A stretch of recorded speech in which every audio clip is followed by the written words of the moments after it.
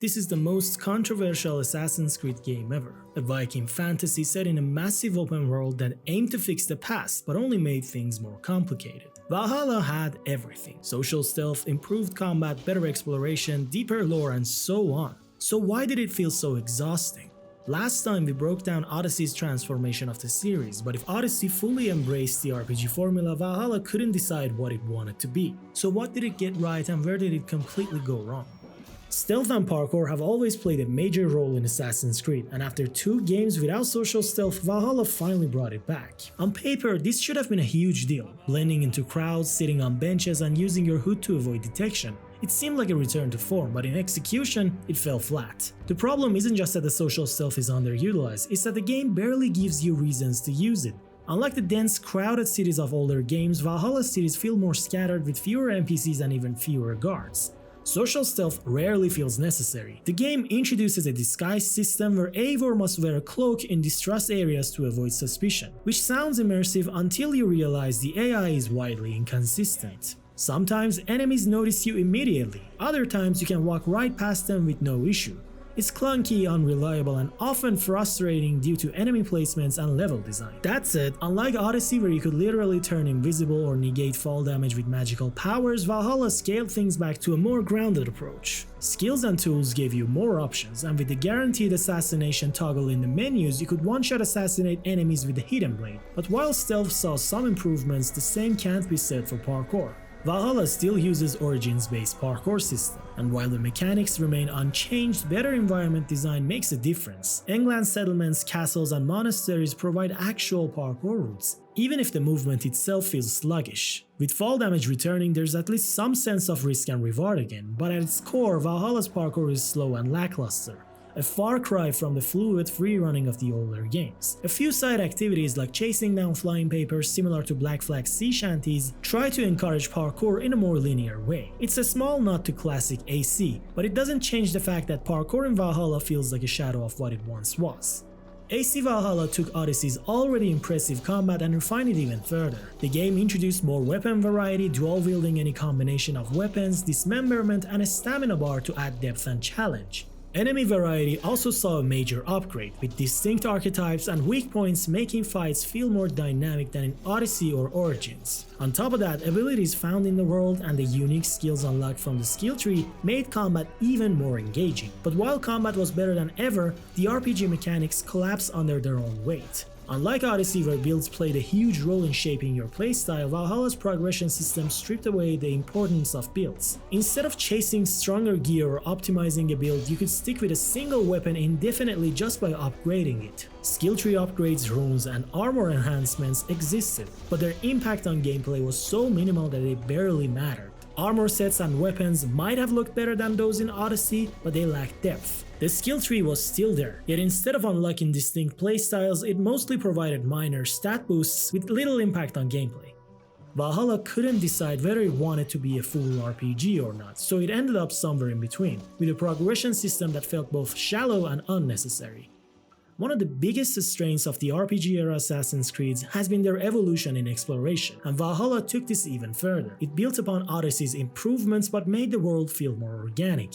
Instead of a checklist of objectives at every location, Valhalla introduced a region-wide approach to exploration. Key items were scattered throughout the map, and it was up to the player to locate them, guided by a color-coded light system that indicated what category of reward to expect. This, combined with unguided exploration and world events, made the world feel alive in a way previous games hadn't achieved.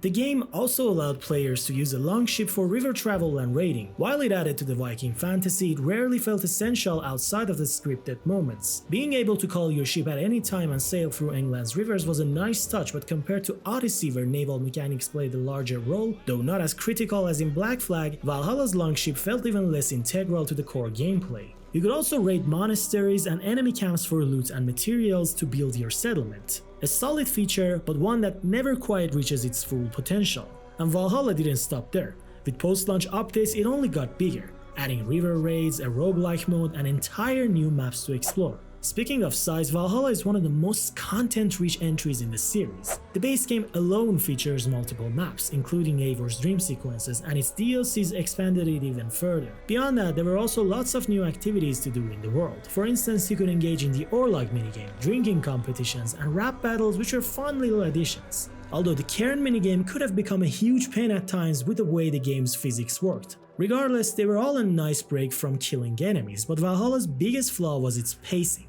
To reach the main campaign's ending, you have to complete dozens of region-based arcs. While some of the arcs are well written, filled with memorable characters and engaging stories, the same cannot be said about others. For the most part, they stretch the game's runtime unnecessarily, making it feel exhausting. The focus on conquering England and uniting its territories can feel repetitive, especially for players who just want to push through the main story. For better or worse, Valhalla closes out the RPG trilogy by embracing everything about the formula.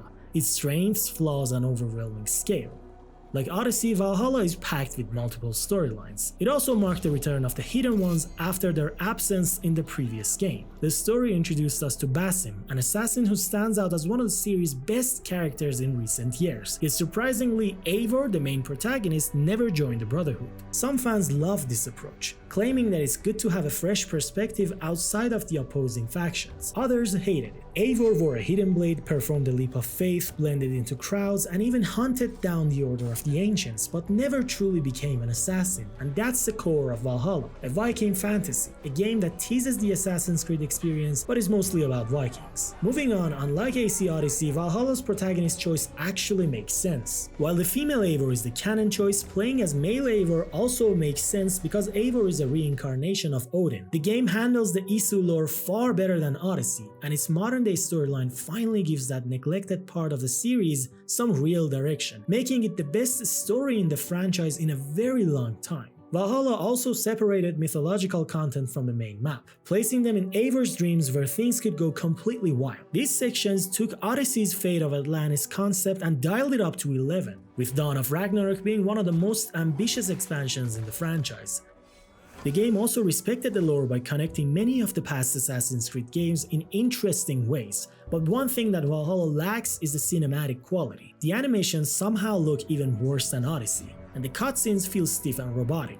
Also, the Order of the Ancients system continued Odyssey's approach, offering a long list of targets scattered across the world. However, much like in Odyssey, many of these members were nothing more than generic NPCs, adding little to the overarching story. Tracking them down often felt like busy work, artificially extending the game's length rather than delivering meaningful assassinations. While some high-profile targets tied into the main plot, the majority lacked depth, making the entire system feel less like uncovering a secretive organization and more like checking names off a list. This, combined with Valhalla's already massive runtime, made reaching the credits feel like a marathon rather than a satisfying conclusion. Had Valhalla prioritized quality over sheer quantity, it could have easily been one of the best games in the series. It has moments of brilliance, but its length and pacing hold it back from true greatness. Assassin's Creed Valhalla is a game of contradictions. It builds upon the RPG formula, yet at times hesitates to fully commit to it. It embraces the legacy of the Assassins, yet keeps Eivor at arm's length from the Brotherhood. It expands the world and deepens exploration in incredible ways, yet struggles with pacing and narrative focus. There's no denying that Valhalla does a lot right. The combat is fantastic, its world is packed with things to do, and the exploration feels more natural than ever. It handles the Isu lore and modern-day storyline better than any RPG-era title before it, but for all its strengths, Valhalla still wrestles with an identity crisis. It wants to be an RPG, but it pulls back in areas where Origins and Odyssey pushed forward. It wants to tell an Assassin's Creed story, but at its heart it's a Viking fantasy, and like its predecessors, it struggles to balance content with pacing, stretching its story so far that reaching its conclusion can feel like a test of endurance. It's the final chapter of the RPG trilogy, and it encapsulates everything about this era, its ambition, its innovations, and its flaws. It's a game that does so much, and for better or worse, it does it all at once. So now it's up to you. Do you think Valhalla was the best of the trilogy or ultimately failed at everything those two games set up? Let's settle this in the comments.